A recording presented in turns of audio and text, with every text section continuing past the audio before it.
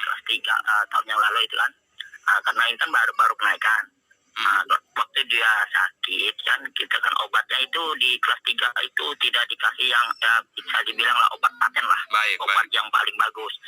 Ternyata kita konek sama pihak dari bagian obat itu katanya obatnya masih ada.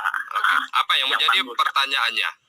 Jadi di situ ya kita lihat di sini ya dari pembagian kelas-kelas seperti ini kayaknya kurang efektif. Karena kenapa?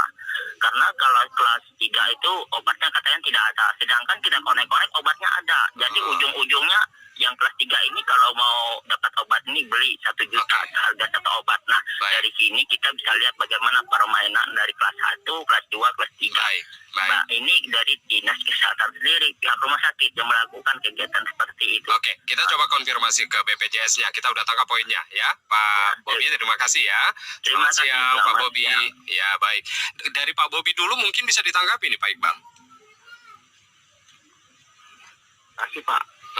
Perbedaan layanan kan sebetulnya begini ya. Saya tahu Kapuas karena saya pernah tinggal lama di Kalimantan. Artinya di sana rumah sakit umum daerah. Memang tantangannya di situ Pak.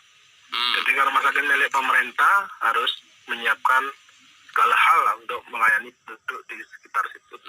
Jadi memang tidak ada perbedaan perlakuan karena standar obat mau kelas 1, kelas 2, kelas 3 itu menganut formularium nasional Pak yang diterapkan di Kementerian Kesehatan. Artinya item obatnya sama persis dengan yang ada di situ, tidak ada perlakuan berbeda yang lain.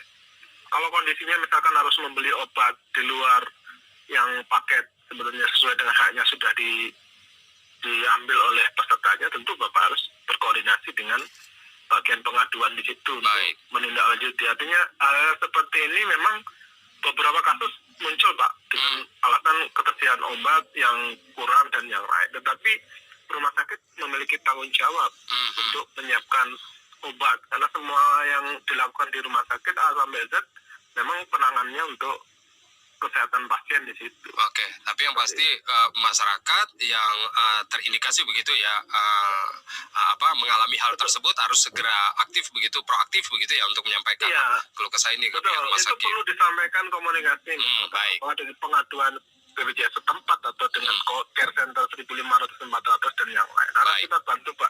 Baik. Nah ini diglobalkan sekaligus sebagai closing statement karena memang dari beberapa WhatsApp yang dibaca tadi oleh rekan saya Vero, tanggapan dari pendengar jangan naik dulu, kemudian dianggap belum pas, kualitas harus ditingkatkan dulu dan lain sebagainya. Termasuk ini ada tanggapan tadi dari pendengar kita, padahal kemarin sempat dibatalkan begitu oleh Presiden, tapi ini BPJS tetap naik begitu, harus dibayar tetap naik. Nah gimana nih tanggapannya? Sekaligus closing statement dari Iqbal. Jadi Pak Ajib di Perpres 64 2020 sebetulnya detail ya. Karena untuk iuran dari Januari sampai Maret itu mengacu di Perpres 75 2019.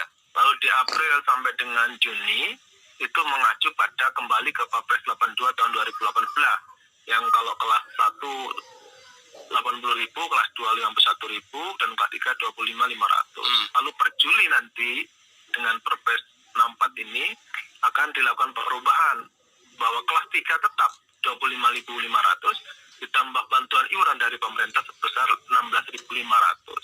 Kelas 2 menjadi 100.000 dan kelas 1 menjadi 150.000. Nah, kita selalu terjebak di sini antara kualitas dengan bagaimana kita harus membayar fasilitas kesehatan.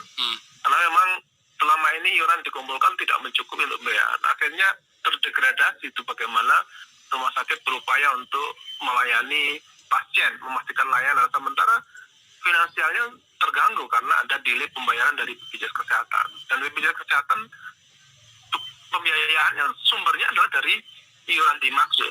Yang kedua soal penataan, tidak usah ada rujukan, ya tidak mungkin tidak ada rujukan. Karena sistem kesehatan kita juga ada puskesmas dan rumah sakit ABC dan yang lain. Tentu kita berharap masyarakat di kelas 3 untuk mandiri itu pemerintah berkomitmen untuk memastikan membantu sejumlah iuran sehingga harapannya dengan perpres ini program ini tetap bisa jalan, orang-orang yang membutuhkan layanan tetap bisa mengakses. sukses. Seperti Ya. itu Pak Haji. Oke, pengharapan kita ini keluh kesah masyarakat akan tetap didengar nanti begitu oleh Siap. BPJS, termasuk juga kerjasamanya dengan mitra aja rumah sakit begitu untuk bisa meningkatkan Siap. pelayanan ketika iuran ini dinaikkan nanti efektifnya 1 Juli 2020 begitu ya Pak Iqbal ya. Iya, Baik, Pak Iqbal terima kasih penjelasannya. Terima kasih, Pak Haji. Selamat siang Pak Iqbal. Selamat siang. Ya, demikian tadi kami sudah bersama Humas BPJS Kesehatan Iqbal Anas Ma'ruf.